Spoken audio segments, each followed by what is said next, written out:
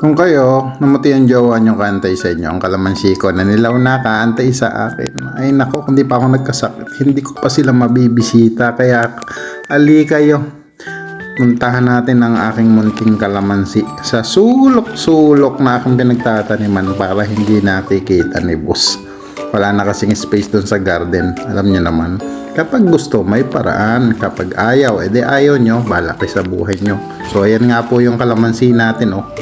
Punong-puno na ng bunga. Naninilaw na. Ngayong taon po yung pinakamaraming bunga ng aking kalamansi.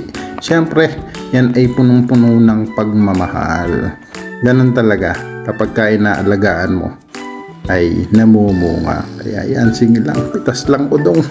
Bilis-bilisan mo at baka abutan ka ng amo. Ayan. O, kagaya rin yun ang nakita nyo kanina. Ganun lang yun. Ganyan lang mag-edit ng video. Kung ano yung nakita nyo sa una, hindi nyo makikita nyo sa uli. Sala, bye-bye na.